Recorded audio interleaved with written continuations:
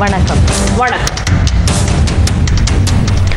முதலமைச்சர் என்றால் தலைநகரில் தலைமைச் செயலகத்திற்கு வந்து அதிகாரிகளுடன் கலந்துரையாடி பத்திரிகையாளர்களை சந்தித்து மக்களை சந்தித்து சட்டமன்ற நாடாளுமன்ற உறுப்பினர்களிடம் விவாதித்து குறைகளை கேட்க வேண்டுமே தவிர கொடநாட்டில் இருந்து கொண்டு குதர்க்கம் பேசக்கூடாது என்று திமுக தலைவர் கலைஞர் கண்டனம் தெரிவித்துள்ளார்.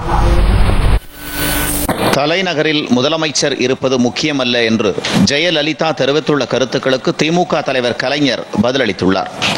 அதில் கடந்த 2007ஆம் ஆண்டு 3 நாட்கள் பெங்களூருக்கு மகள் வீட்டிற்கு சென்றதற்கே கண்டனங்களை தெரிவித்த ஜெயலலிதா தற்பொழுது 30 நாட்களுக்கும் அதிகமாக கொடைநாட்டிற்கு சென்று எஸ்டேட் பங்களாவில் தங்கியிருப்பதையும் அவர் சுட்டிக்காட்டியுள்ளார். இப்போது அவர் செய்கின்ற வேலை பிரதமருக்கு கடிதம் எழுதுவதுதானே என்று வினவியுள்ள அவர், ஊரே பற்றி எறிந்த போது ஃபிடில் வாசித்த நீரோ மன்னன் யார் என்பதை தமிழக மக்களே கூறுங்கள் என்று கேட்டுக்கொண்டுள்ளார். கொடைநாட்டில் ஆற்றிய அரசு பணிகளை ஜெயலலிதா பட்டியலிட்டதற்கு பதிலளித்துள்ள கலைஞர், கொடநாட்டிலிருந்து அறிக்கைகளையும் அறிவிப்புகளையும் வெளியிட ஒரு முதலமைச்சர் தேவையில்லை, ஒரு தலைமை செயலாளரே போதும் என்றும் கூறியுள்ளார். ஒரு முதலமைச்சர் என்றால் தலைநகரில் இருந்து அன்றாடம் தலைமை செயலகத்திற்கு வந்து அதிகாரிகளுடன் கலந்துரையாடி பத்திரிகையாளர்களை சந்தித்து பல்வேறு நிகழ்ச்சிகளில் மக்களை சந்தித்து பேசி சட்டமன்ற நாடாளுமன்ற உறுப்பினர்களை நேரில் சந்தித்து விவாதித்து குறைகளை கேட்க வேண்டுமே தவிர கொடநாட்டில் இருந்து கொண்டு குதர்க்கம் பேசக்கூடாது என்று கலைஞர் கண்டனம் தெரிவித்துள்ளார்.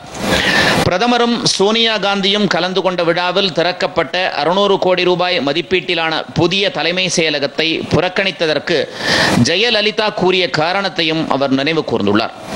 புதிய தலைமை செயலகத்திலும் பழைய தலைமை செயலகத்திலும் ஒரு சில அலுவலகங்கள் இருந்தால் 1 கிலோமீட்டர் தொலைவுக்கிடையே கோப்புகளை கொண்டு வருவதும் அதிகாரிகளை சந்திப்பதும் இயலாத காரியம் என்று ஜெயலலிதா காரணம் கூறியதையும் அவர் சுட்டிக்காட்டியுள்ளார்.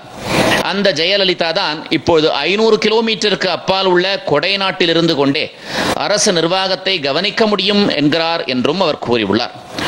அரசு ஊழியர்கள் இறந்துவிட்டால் அவர்களுடைய குடும்பத்திற்கு இதுவரை வழங்கி வந்த 35,000 ரூபாயை 50,000 ரூபாயாக உயர்த்தி முதலமைச்சர் ஏற்கனவே சட்டப்பேரவையில் அறிவித்த செய்தி தற்போது புதிய அறிவிப்பு போல வெளியாகி இருப்பது பற்றி தாம் எழுப்பிய கேள்விக்கு முதலமைச்சர் என்ன பதில் சொல்கிறார் என்றும் கலைஞர் கேள்வி எழுப்பியுள்ளார். மக்களும் ஊடகங்களும் முதலமைச்சரால் உடனுக்குடன் நடவடிக்கை எடுக்கப்படுகிறதா என்பதைத்தான் கவனிப்பார்கள் என்று ஜெயலலிதா கூறியிருப்பதற்கு பதிலளித்துள்ள கலைஞர், இதிலிருந்து முதலமைச்சரின் கடந்த 1 மாத கால அறிக்கைகள் எல்லாம் அதிகாரிகளின் கூட்டத்தை நடத்தியோ விவாதித்தோ எடுக்கப்பட்ட முடிவுகள் அல்ல என்பதை புரிந்து கொள்ள முடிகிறது என்று கூறியுள்ளார்.